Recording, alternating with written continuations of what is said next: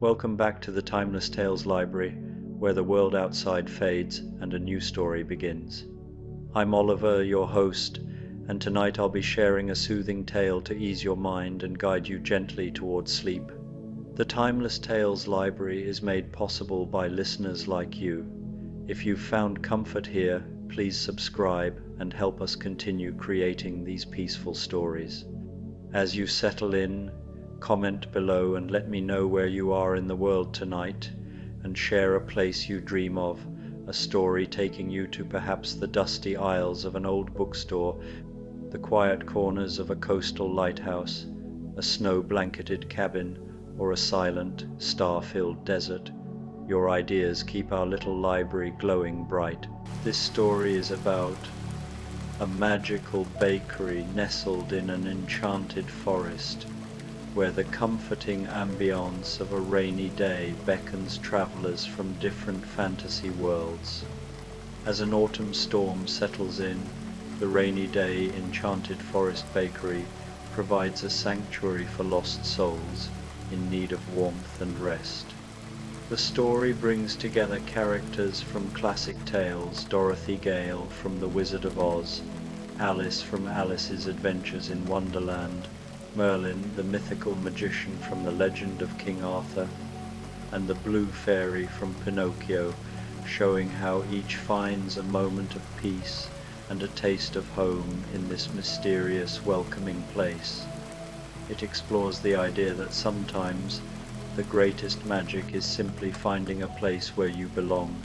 Now, close your eyes and breathe in slowly, then exhale fully. You are entering a hidden wing of the Timeless Tales Library, known as the Library of Echoes.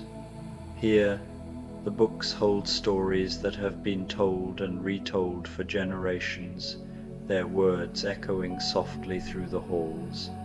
The air is filled with a sense of gentle familiarity, and the walls are lined with bookshelves carved from quiet, ancient wood. Feel your body settle into the comforting embrace of your bed, your own personal alcove in this hall of memory. Relax your shoulders, your jaw, and your hands. The echoes of the stories are like a soft hum, a gentle vibration that soothes your nervous system and lulls your mind into a state of deep calm. Listen closely. Let the comforting stories of the Library of Echoes wrap you in a warm blanket of peace and rest. The Rainy Day Enchanted Forest Bakery. The autumn storm rolled across the countryside like a great gentle giant stretching its arms, sending sheets of silver rain cascading down from pewter clouds that hung low and soft in the evening sky. Thunder rumbled in the distance, not sharp or frightening, but deep and comforting, like the purr of some enormous contented cat. And there, nestled between two ancient oak trees whose branches formed a natural canopy, stood the Rainy Day Enchanted Forest Bakery, its windows glowing amber and gold against the gathering dusk. Warm light spilled from every pane of glass, creating pools of welcome on the rain-soaked cobblestone path that wound through the village.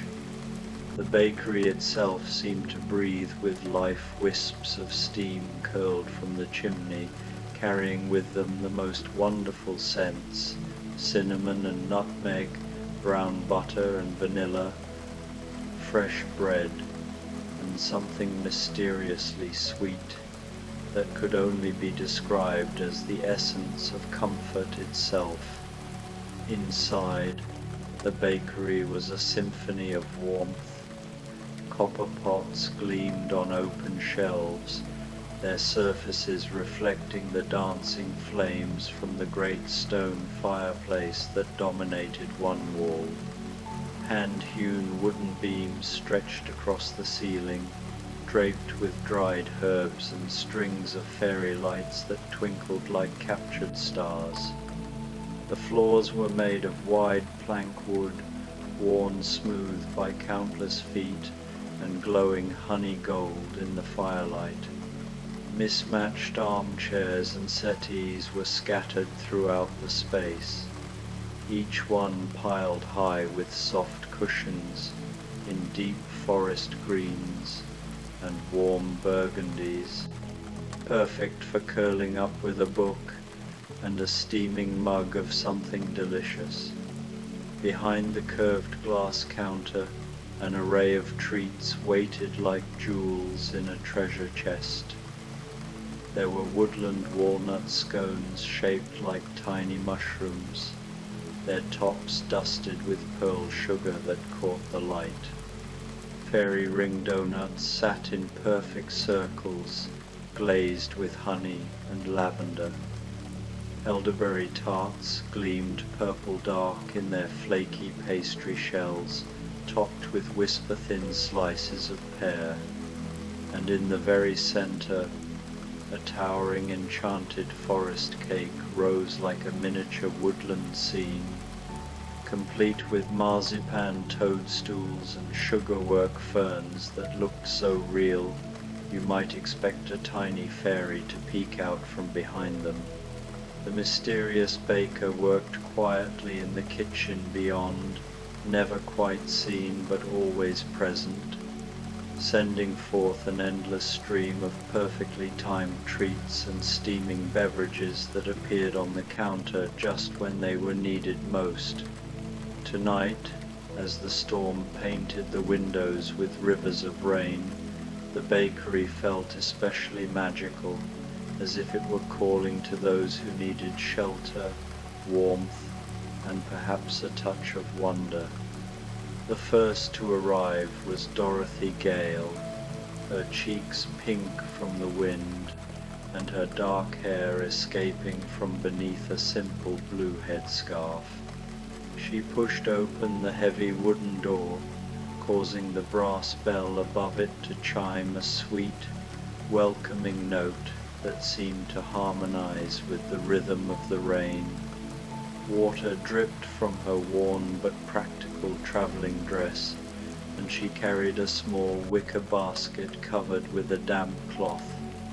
"Oh my," she breathed, stepping into the warmth and looking around with eyes that held both wonder and relief. The scent of baking bread enveloped her like an embrace, and she could feel the tension in her shoulders melting away like snow in sunshine. This is exactly what I needed. Dorothy had been walking for hours, following a yellow brick road that had somehow led her not to Oz, but to this enchanted corner of the world. Her adventures in the magical land had taught her to recognize true magic when she saw it, and this bakery fairly thrummed with it. She settled into a deep armchair near the fire, setting her basket at her feet, and soon found a steaming mug of what could only be described as home appearing on the small table beside her hot cocoa, with a hint of Kansas prairie honey and a dollop of cloud white whipped cream. As Dorothy sipped her cocoa and felt the warmth spreading through her bones, the door chimed again. This time it admitted Alice, no longer the confused child who had tumbled down a rabbit hole, but a young woman with the kind of clear, intelligent eyes that come from having seen the impossible and lived to tell about it. Her blonde hair was pinned back practically, though a few rebellious curls had escaped to frame her face, and she wore a simple blue dress with a crisp white apron, the uniform, perhaps, of someone who had learned to navigate strange worlds with grace and determination. "Curiouser and curiouser," Alice murmured, taking in the bakery's cozy splendor. Her voice held the cultured tones of Victorian England, but warmed with genuine delight. Though I must say, after tea parties with Mad Hatters and croquet with Queen of Hearts, A sensible bakery is quite refreshing. She approached the counter with the measured steps of someone who had learned to be cautious of magical places, but her caution melted away as she breathed in the comforting aromas. Without being asked, a delicate china plate appeared, bearing what looked like the most perfect tea cakes she had ever seen. Tiny rabbit-hole roulades filled with raspberry jam and dusted with powdered sugar, accompanied by a proper cup of Earl Grey that steamed gently in its matching saucer. "Good evening," Dorothy called softly from her chair by the fire. "I'm Dorothy. Are you taking shelter from the storm too?" Alice turned with a smile that transformed her serious face into something luminous. "Alice," she replied, lifting her teacup in a gentle salute. "And yes, though I must admit I'm beginning to suspect this storm was quite intentionally placed in my path. There's something wonderfully deliberate about finding exactly what you need when you need it most." The two young women settled into companionable conversation, Alice taking the armchair opposite Dorothy's. They spoke of travels and strange lands, of the comfort of finding familiar things in unfamiliar places, and of how sometimes the most magical journeys were the ones that led you home to yourself.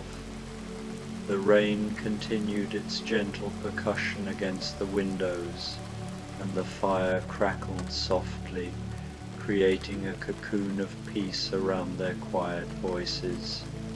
They had just discovered their shared appreciation for ruby slippers and looking-glass logic when the door opened once more. This time it admitted a tall, lean figure with an unmistakable air of otherworldly wisdom. Merlin, the mythical magician, stepped into the bakery, his staff clicking against the wooden floor, his robes damp from the rain, but his eyes twinkling with the same warmth as the fairy lights overhead. Water droplets clung to his magnificent beard like tiny diamonds, and his pointed hat bore a few autumn leaves that had been caught by the wind. "Well, well," he said, his deep voice carrying the resonance of mountains and deep forests. "It seems the evening has brought me to precisely where I belong." He looked around the bakery with the appreciative gaze of someone who had seen many wonders but still recognized true hospitality when he encountered it. "There is old magic here, good magic, the kind that nourishes both body and spirit."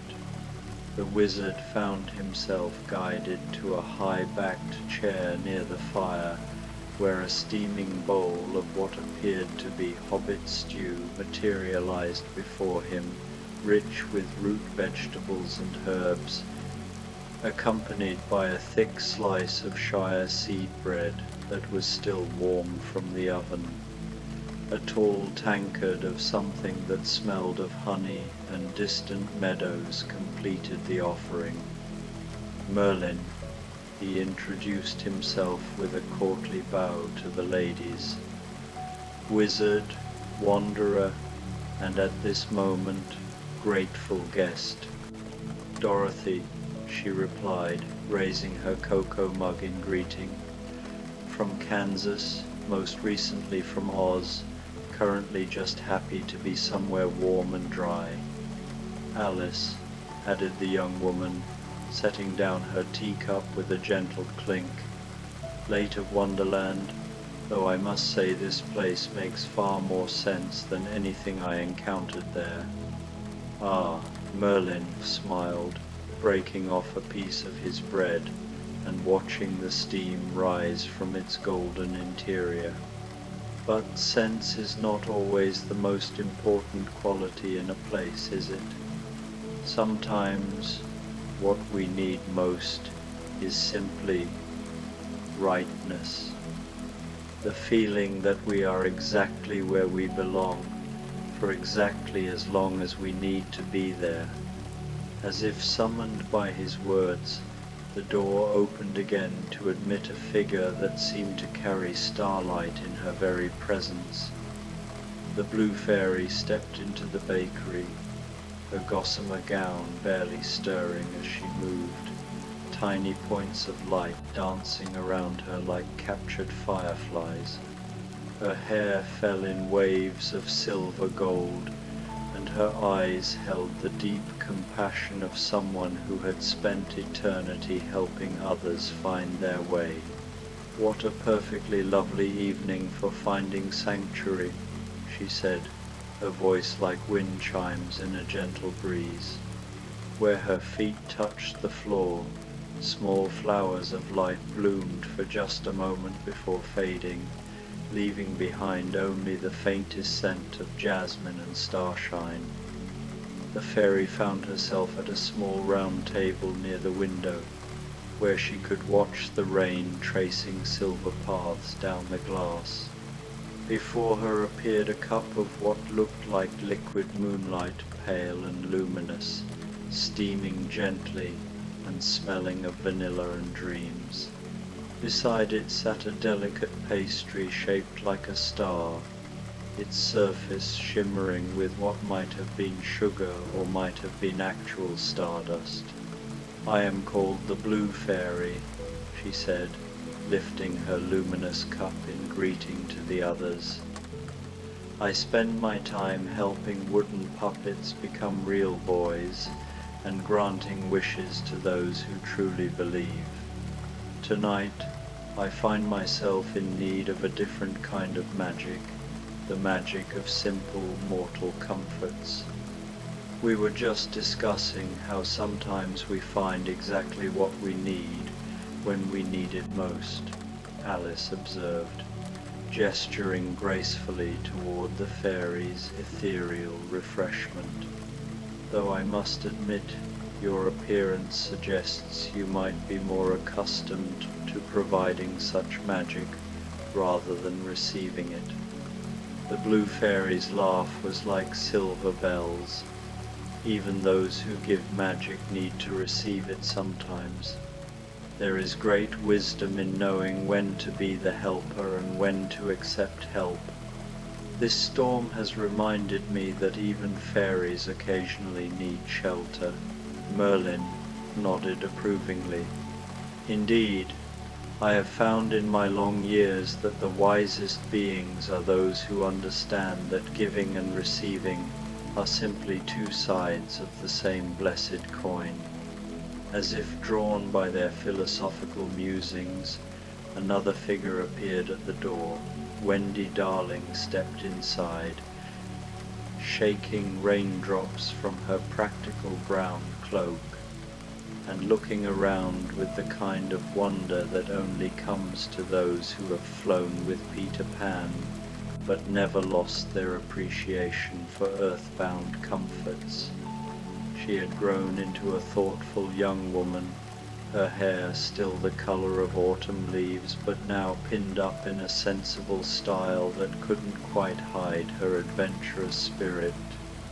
"Oh my goodness," she breathed, taking in the bakery's magical atmosphere. "It's like stepping into one of the stories I used to tell Michael and John." She moved with the graceful confidence of someone who had learned to navigate both nurseries and Neverland, her eyes bright with recognition of wonder when she saw it.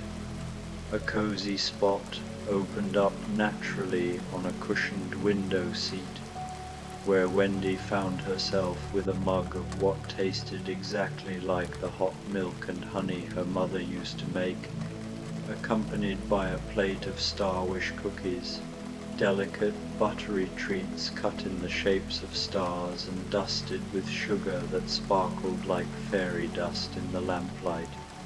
"Wendy Darling," she introduced herself, curtsying slightly to the assembled group. "Storyteller, sometime resident of Neverland, and currently very grateful for this refuge from the storm." How wonderful to meet a storyteller, Dorothy said warmly. I find myself collecting quite a collection of stories myself these days. As do we all, I suspect, Alice added thoughtfully. There's something about unusual journeys that turns us all into storytellers, isn't there? The conversation flowed as naturally as honey from a spoon, each person sharing glimpses of their adventures carefully edited to focus on the magical rather than the frightening, the wondrous rather than the dangerous.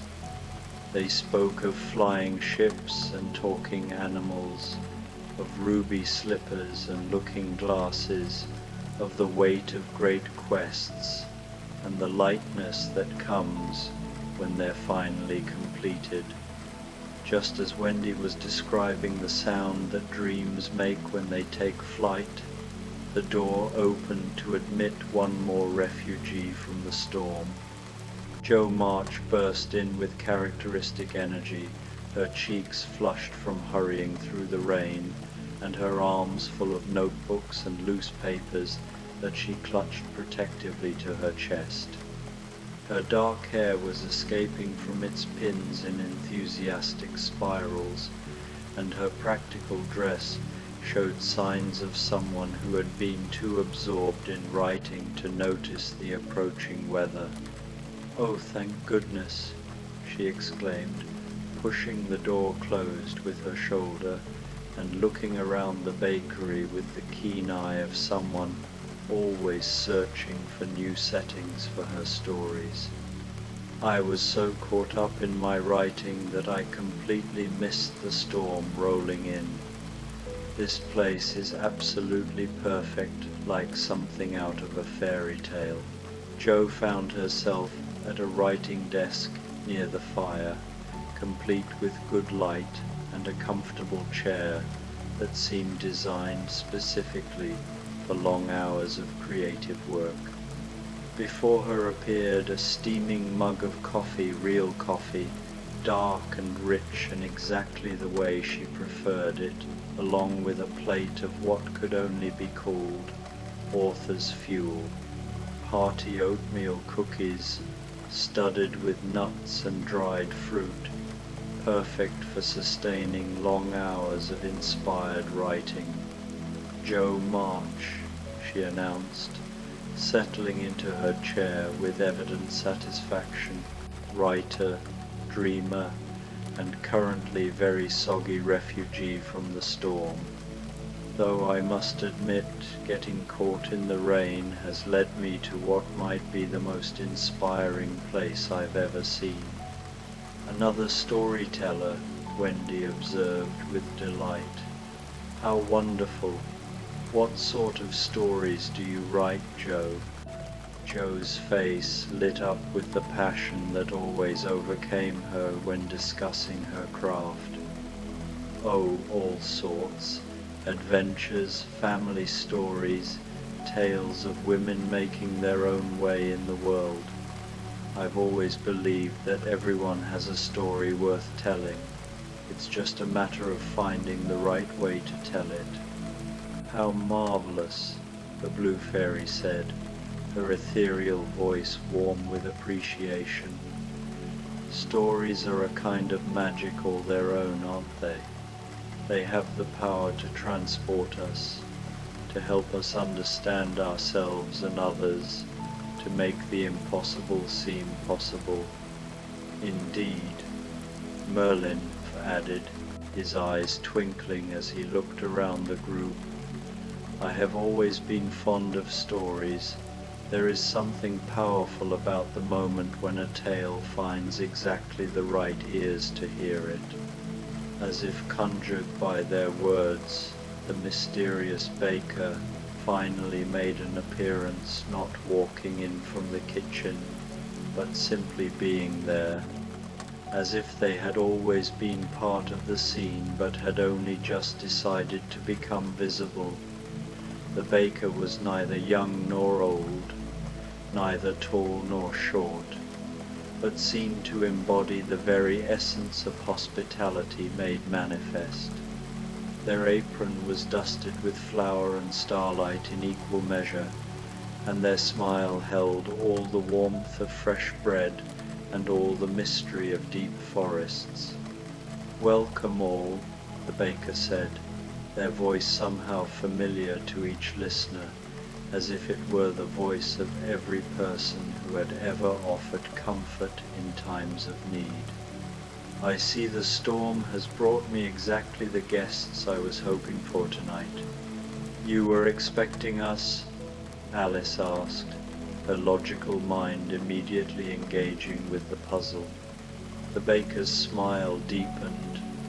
"In my experience, storms very rarely bring the wrong people together, and tonight's storm has been particularly intentional." They gestured to a long table that hadn't been there moments before, or perhaps had always been there but had been patiently waiting for the right moment to be noticed. It was set with mismatched chairs and place settings, each one perfect for its intended occupant, and laden with an array of treats that seemed to tell the story of each guest's journey. There were ruby slipper rolls for Dorothy, glazed to a perfect red and filled with the taste of home. Alice's place held a selection of curiosity cakes, each one a different flavor and texture, meant to be sampled thoughtfully. Merlin found himself before a hearty wizard's feast, complete with second breakfast pastries and Elevence's biscuits. The blue fairy's setting sparkled with wish-come-true wafers, delicate as spun sugar and twice as magical. Wendy's place was adorned with storytellers' sweets, each one shaped like a character from her tales, and Joe's spot held a writer's banquet of brain food treats designed to fuel long nights of creative work. "This is incredible," Dorothy breathed, taking her place at the table. "It's like you've prepared exactly what each of us needed most." "That is precisely what I have done," the baker replied simply. "It is, after all, what bakers are for, to nourish not just the body but the spirit as well."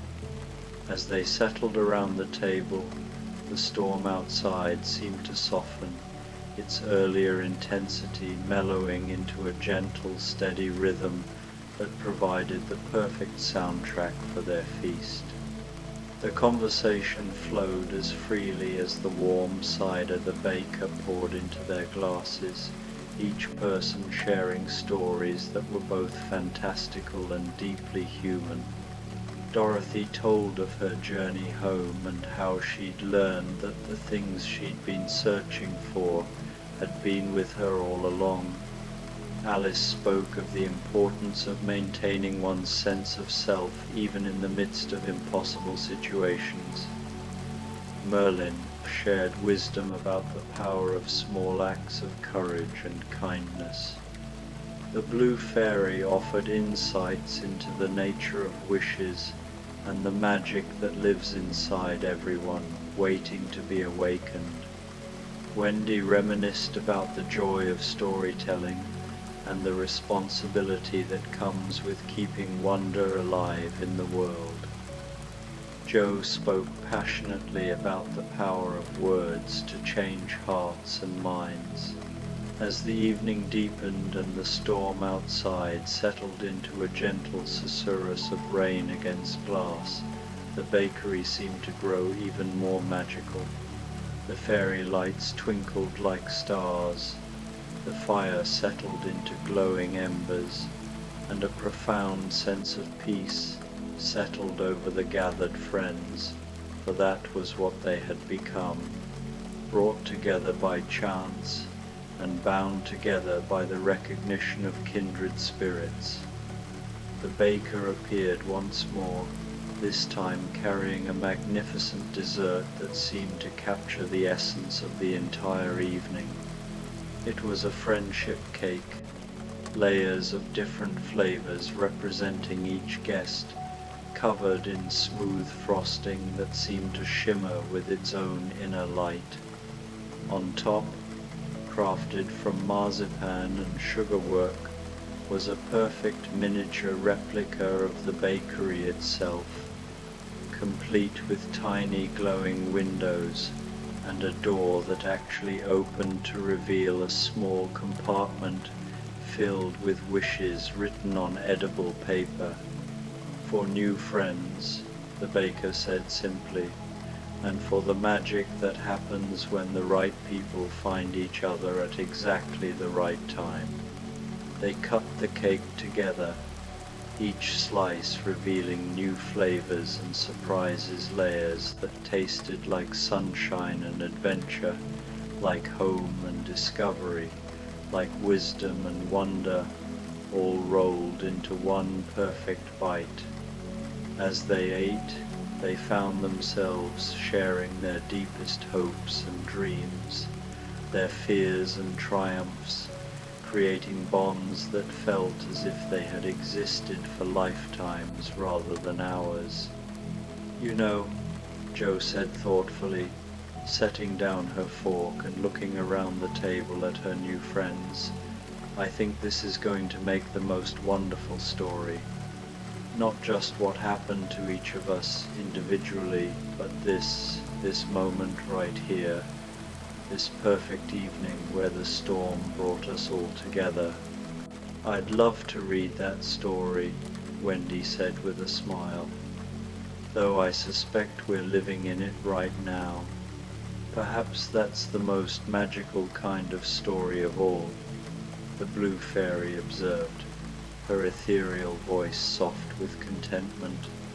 "The ones we find ourselves in rather than the ones we simply hear or read."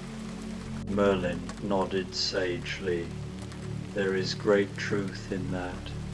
Sometimes the most powerful magic is simply recognizing the wonder in the moment we're living."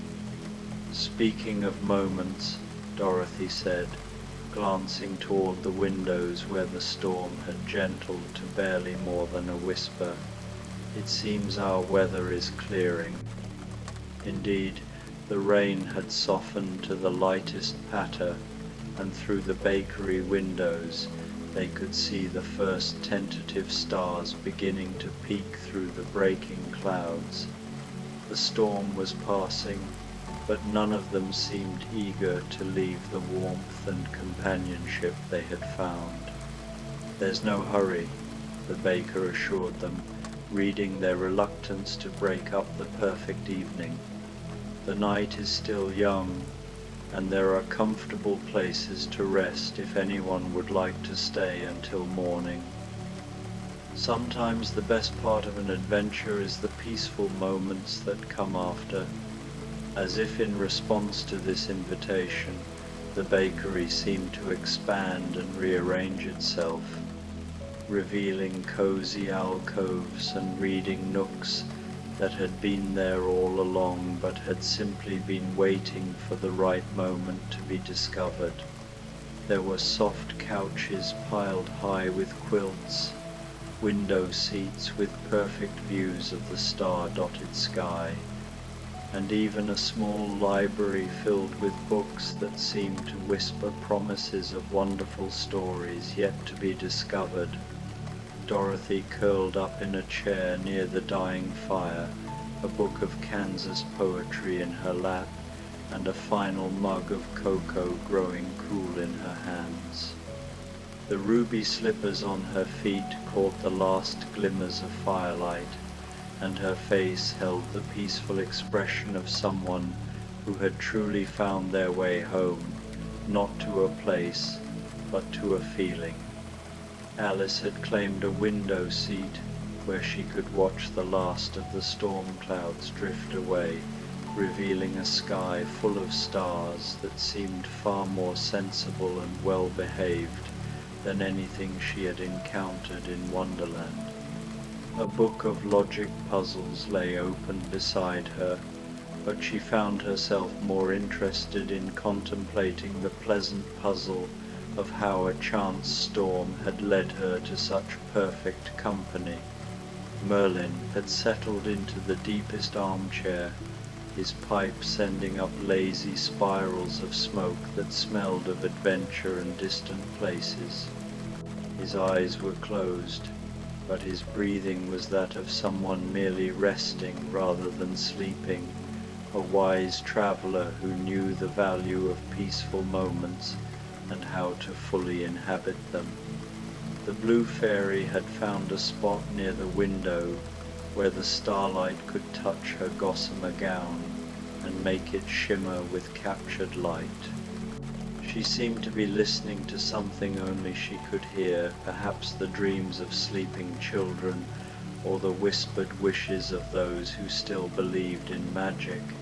Wendy had discovered a perfect nook with a small writing desk where she was carefully recording the evening's events in a journal bound in soft leather. Her pen moved steadily across the page, capturing not just what had happened, but the feeling of it, the warmth, the fellowship, the sense of perfect rightness that had settled over them all. Jo had claimed the library corner, where she sat surrounded by books and notebooks, her own writing scattered across a small table. But for once, she wasn't frantically scribbling new stories. Instead, she was simply sitting quietly, absorbing the peaceful atmosphere and letting it fill the creative well that was always running dry from constant use. The baker moved quietly among them, refreshing drinks, adjusting cushions, adding another log to the fire when it began to burn low. They seemed to understand instinctively what each person needed: silence for some, quiet conversation for others, the perfect book or the exactly right cup of tea appearing just when it was most wanted. As the night deepened toward morning, the bakery settled into a profound quiet, broken only by the soft sounds of pages turning, the whisper of pencil on paper, and the gentle breathing of people completely at peace. The storm had passed entirely, leaving behind a sky washed clean and full of stars that seemed to shine with extra brightness, as if they too were celebrating the perfect evening that had unfolded below them. One by one, the magical visitors found themselves drifting towards sleep, not the sleep of exhaustion, but the deep, restorative rest that comes to those who are exactly where they belong. Dorothy dozed off with her book still open on her lap, a small smile playing at the corners of her mouth as she dreamed of yellow brick roads that led to cozy bakeries. Alice fell asleep watching the stars, her logical mind finally at rest after finding a magical place that made perfect sense in all the ways that mattered most. Merlin slept the light sleep of wizards, one part of his mind always aware and watchful, while the rest of him relaxed completely into the bakery's protective embrace. The blue fairy seemed to sleep and not sleep simultaneously, her form becoming even more ethereal as she rested, like moonlight made tangible. Wendy slept with her journal still in her hands, dreams of new stories dancing behind her closed eyelids. Jo finally succumbed to sleep surrounded by her papers and books, her creative spirit recharged by the evening's perfect inspiration. The baker watched over them all as the night grew deep and quiet, occasionally adjusting a blanket or moving a book that was about to slide to the floor. But mostly they simply stood quietly, a guardian of this magical space where stories and reality intersected, where weary travelers could find exactly the rest and nourishment they needed most. As dawn approached, painting the sky in shades of rose and gold. The bakery seemed to glow with its own inner light. The friends slept peacefully on, wrapped in warmth and contentment and the lingering scent of cinnamon and starlight. Outside, the world was waking up fresh-washed and new, but inside the rainy day enchanted forest bakery, time moved at its own gentle pace, allowing for dreams to linger and peace to settle deep into tired bones. The storm had passed, but its gift remained, the perfect evening when 6 strangers had become friends, when magic had taken the form of simple hospitality, and when everyone had found exactly what they needed most, a place to belong, if only for one perfect rain-blessed night. And in the quiet morning light that filtered through the bakery windows, touching sleeping faces and well-loved books, it was clear that some storms bring exactly the right kind of magic, the kind that changes hearts, creates connections, and reminds us all that sometimes the most extraordinary adventures begin with the simple act of stepping in out of the rain.